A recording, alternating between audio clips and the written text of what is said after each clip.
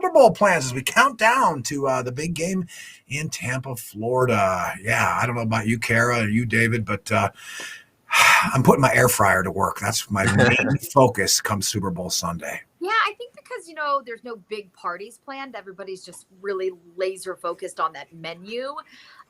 Yeah, I'm thinking more of the menu. The stuffed peppers is what I'm going to be working on as we. I have to say that the pandemic has not changed my menu focus at all. It's always completely focused on the game day food. So that hasn't changed at all for me. But yeah, cooking up some wings probably. What about and some jalapeno poppers. Those are my two, I think, set items. They're going to be on my Super Bowl party spread. Yeah, we always do like loaded nachos, like chicken barbecue nachos. I'm going to make some peppers. My husband always likes to do some wings, like homemade wings, like you, Mark. So it's going to do it for us. What about you, David? I really have no idea. Food's involved, so I'm eating. I'm not really sure what it is just yet. Maybe some buffalo chicken dip. Megan likes to make that, so a good one. We'll have to see.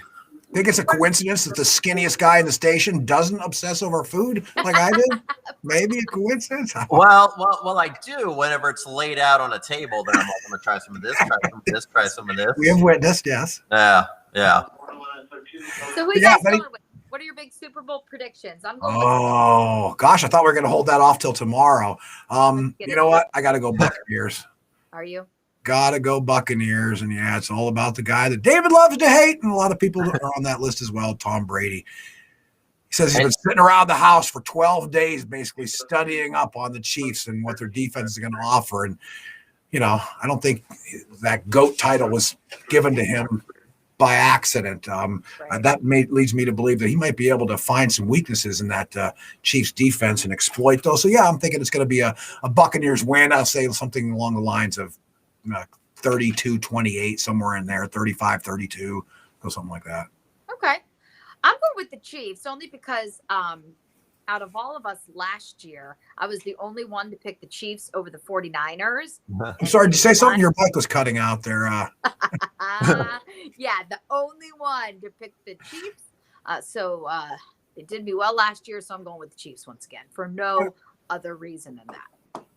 Yeah. I mean, it's always like defense wins championships. I think that's the reason why we went with 49ers last year. But that Chiefs offense, the thing is, they could be down and they will come back and take like a 2-touchdown lead just like that. They're very electric, and like Brady, obviously, he's the greatest of all time. I'm not going to deny that. That's the reason why I don't like him, because he's so good. But I think if the Buccaneers turn the ball over even once or twice, the Chiefs capitalize on that. And last game, Tom Brady, he threw 3 interceptions against the Packers. The Packers didn't capitalize because the Buccaneers defense is good, but I think the Chiefs offense is better. But it's Tom Brady in the Super Bowl, so the score is going to be close, but I think the Chiefs win close. I think Patrick Mahomes is really likable. I mean, he's the underdog going into this situation, at least the quarterback underdog. So I don't know. I think he's fun to watch. I think he's a likable guy. So yeah, go Chiefs.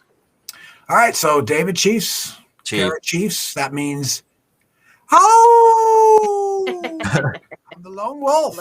We'll have to check in with our sports guys. I don't know what our sports guys are calling for as we I don't even know if this is, airable on Facebook, but Joshua says that Patrick Mahomes is serving goat head soup immediately after the game. That's a little bit harsh, Joshua. I like it. I know who he's going with. And we talk about this every Super Bowl. I think last year there was a lot of talk. People want the Super Bowl to be on Saturday. Maybe not that extreme, but why don't they have kickoff at like 4:00? I think this is just my early bedtime wish. Right. But I wish the Super Bowl would be earlier. At least it's those West Coast people. They mess everything up. It's true. I believe it is about that. And, there's a global audience for this game as well. So, I mean, if you think about it, the Super Bowl's coming on at, 1:00 in the morning over in England or something like that, even despite its, theoretically global appeal. So, yeah, I think it's impossible to find a time that would fit everybody. But I'm right with you, Kara. I think a little bit earlier would help a lot of us on the East Coast. But wouldn't the West Coast want it to be earlier as well? I mean, so I don't know. 9:30 start time for the Super Bowl? No, it'd be 3:30. Yeah, it'd be 3:30. 3 hours back. Yeah. So that they got a good time for it, but East Coast, not so much. I'm an early. I'll tell you. My favorite time zone is Central Time because when I worked in Texas and Mississippi, I loved everything being on an hour earlier. I don't have a favorite time zone. Yeah, I do. That's where my life goes sometimes. I'm a Greenwich guy. Meantime, that's interesting. David, give us that forecast because that's going to be a big talker as we head towards Super Bowl weekend. With Super Bowl Sunday, perhaps kind of being the bottom when it comes to those temperatures. Yeah, and the thing is, like, the weather models have actually been very, very frustrating to us meteorologists as of late. And the thing is, normally whenever you see a trend, you're like, oh boy, here it comes, here it comes, here it comes.